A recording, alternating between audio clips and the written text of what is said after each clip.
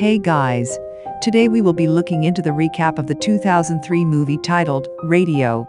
The Radio is based on the true life story of James Robert Kennedy, who got involved in a fatal accident that had an impact on his brain. It made him become more of a 5-year-old child than an adult. The movie opens in Anderson, South Carolina in 1976. In the woods we see the main character, Kennedy, known to people as Radio, who he is pushing a cart on a train rail.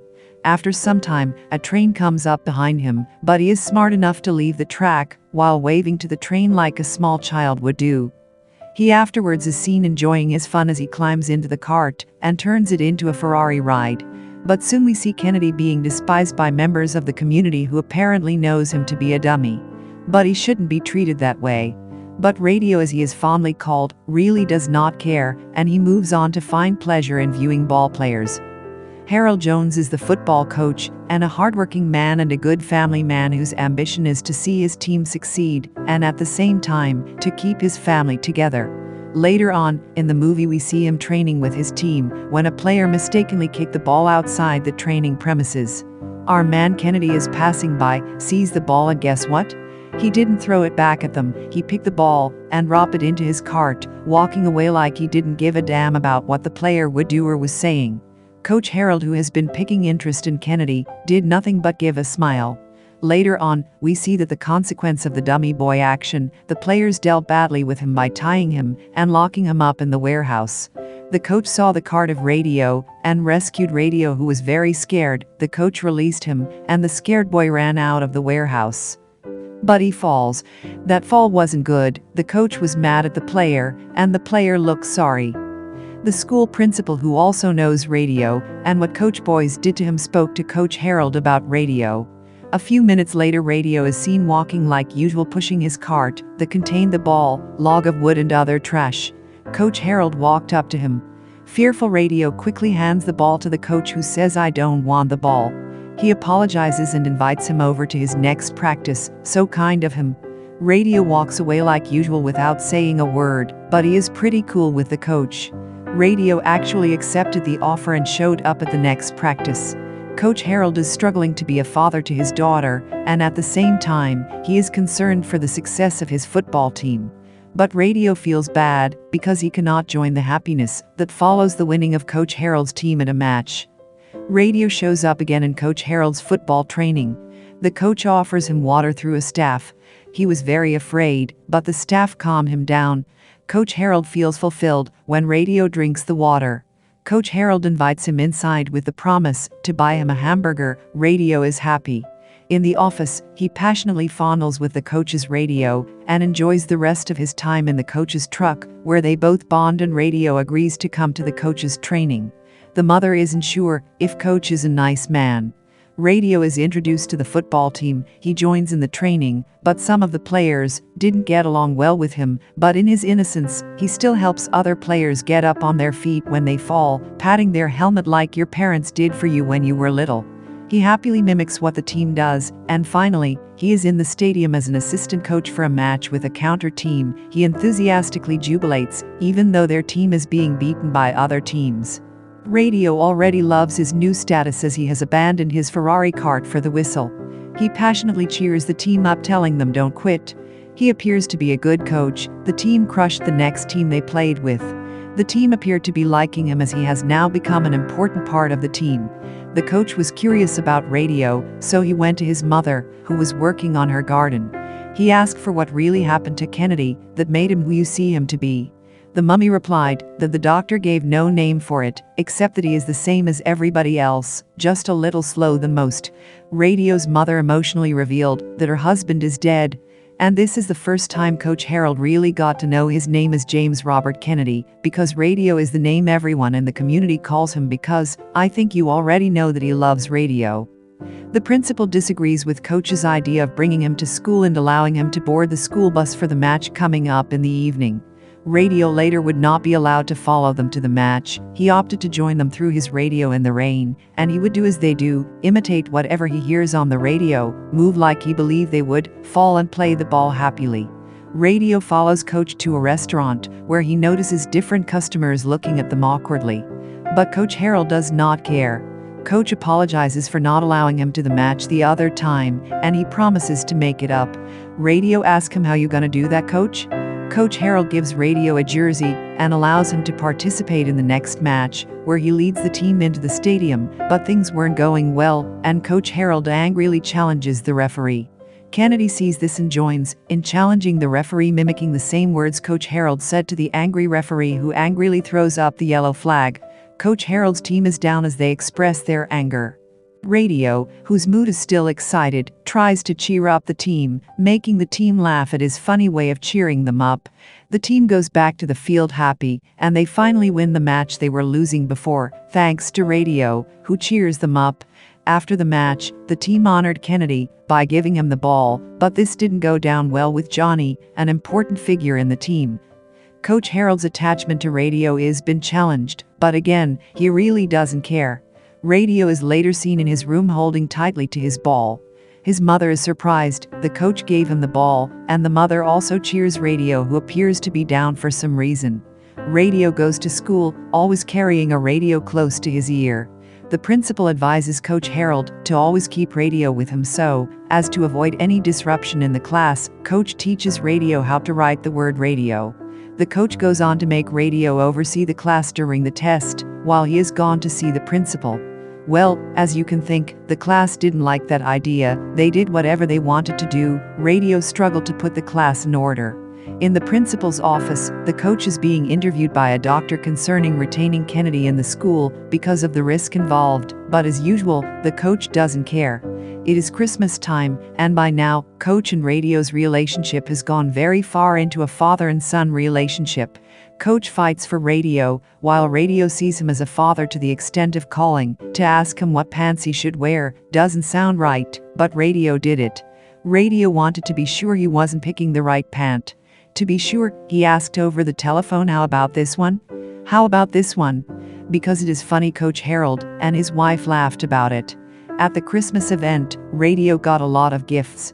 Coach and his daughter were about to settle the little friction between them, but Radio disrupted the conversation. Coach Harold gives Radio a special gift, a radio, and that makes his Christmas. He forces his mother and Coach to dance with him.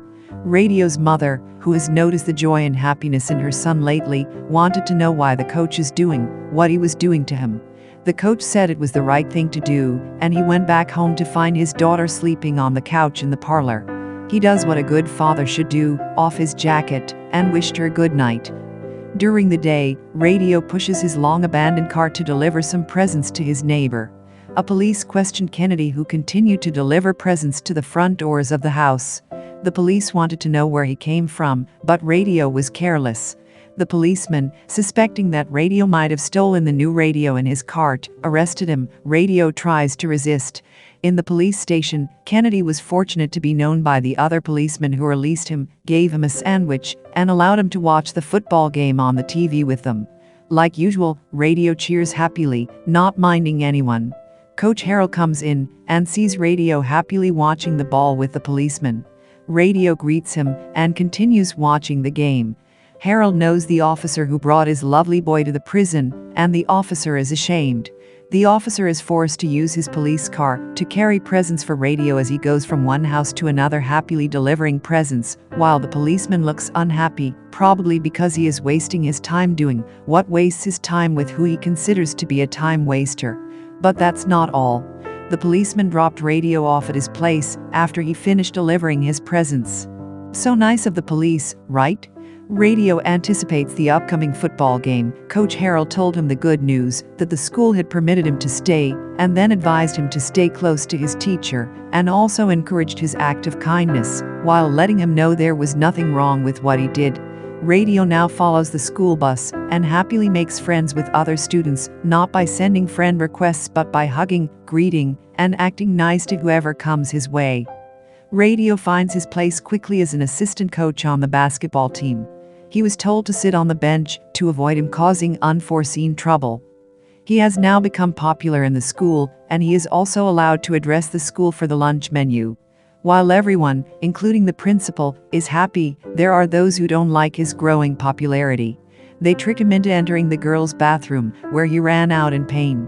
This escalated into a big issue in the school and landed Radio in trouble, but he is still willing to take the blame and cover those who set him up when he was being questioned by Coach Harold, but Coach Harold knows who exactly is behind it. It was Johnny, a young handsome boy with some influence among his peers, who was jealous of Radio's growing popularity, which was natural, wasn't it? Coach Harold challenged Johnny with a stern warning, and also told him he will not be playing tomorrow. That didn't go well with him, and the principal agrees with Coach Harold's decision not to allow Johnny to play tomorrow. The principal is angry with the news about Radio and the girls' bathroom. She questions the stability of Radio. Coach Harold gets home and hears bad news. Radio's mother had a heart attack, and that led to her death. So sorry for poor Radio. He is not taking the situation lightly. He is refusing to come out. Coach Harold enters to see the whole room turned upside down due to Radio's anger. Coach Harold tries to make him stop crying, but that won't be easy for someone who spent most of his life with a loving mother like his mum. He misses her, but he's got to move on in life. But before this happens, someone will need to convince him, and that is what Coach did. That same night, Coach Harold talked to his daughter as a responsible father would do to a daughter who he knew wanted more of his father. This settled the father and daughter's friction between them. The next day, the coach has no choice but to be interviewed by the man who thinks Radio is not fit enough to be in school. But like usual, Coach Harold doesn't care. He stands for Radio and challenges whoever is trying to instigate the school board against keeping Radio in the school. Coach Harold teaches Radio how to write Radio and gives Radio to rewrite what he wrote, but that doesn't look like Radio. It's pure jargon, but only a good coach will not give up. Radio wants to fix his relationship with Johnny, the guy who didn't like him. He wrote him a love letter or an apology letter in jargon with a Radio present. Guess what? It works. They are now buddies. During the basketball match, Johnny keeps making rounds of scores, everyone including Radio, the assistant coach. Everyone is happy because the team won the first half, but Coach Harold is still fighting for Radio place in the school. Meanwhile, the school's basketball team won the match. Everyone is happy, but now we know that Johnny is the son of Frank, who has been trying his best to kick Radio out of school. It appears he is the one making Johnny hate Radio, but this time Johnny and Radio are on good terms, which pisses Frank, who is happy that his son is the school star. He tells his son, "I don't want anyone getting in the way." But Johnny now knows what is right. He replied his father, "Radio is not the one getting in the way, Dad." Later on, the school's position on the Radio case worsens, and Coach Harold Jones begins to regret helping Radio, but his wife talks him back into optimism, reminding him that it's never a mistake to care for someone, that's always a good thing. The next day is a Sunday service. Radio likes the service, and has already made a lot of friends too. Coach Harold told Radio about the need to upgrade to the 12th grade, but Radio isn't interested. He says he liked the 11th grade. That's weird, but not for Radio. He likes the popularity, and he thinks moving on will be a threat to his happiness and activity. The board meeting with the parents was held late at night in the school, and Mr. Frank explained to the parents why allowing Radio to stay in the school is a bad decision, because he is a disruptive force in the community and a threat to the students. The parents are becoming convinced, but Mr. Harold Jones enters to do his thing. His presence changes the atmosphere. He started defending Radio by making some jokes about his personal passion for football, and then talked about Radio funny characters. He went ahead to talk about Radio as a man who has been ignored by everyone. He told them he knew some of them didn't care about Radio. He also reveals the innocence and honesty of Radio, saying that we are not the ones teaching Radio, he is the one that is teaching everyone. This got the audience, and those who know him agreed. He went further to talk about how Radio treats everyone and concluded that he knows there is something he cannot change, so because of this, he is deciding to step down as the football coach. This got everyone, including the daughter, in surprise. Everyone doesn't like the decision, but he says he will remain as a teacher. Some blame Frank, but like usual, Coach Harold hardly changes his decision. He gives his speech and walks out with the hope of having to spend more time with his lovely family, most importantly his daughter. 3 months later, we see Radio is graduating, and he is happy, but his happiness becomes magnified when Johnny gives him his jersey, and they both hug. He is given an award by the principal. The principal also announces that Kennedy can stay in the school forever. Radio is happy as he hugs the principal. You know, he likes to hug. The ceremony concludes with the student throwing their cap in the air. 26 years later, Radio is still leading the football team at Hannah High School. He is beloved, and now much older, actually in his 50s. He runs happily with the student. Coach Harold is also now retired, and he received an award of induction into the South Carolina Coaches Hall of Fame. You would think age would have ended the relationship between him and Radio, but no, even right there, Radio gives Coach Harold a loving hug like he always does. And that's a wrap-up for today. Comment down your views for the movie using #FilmoRecaps. Stay healthy and stay safe.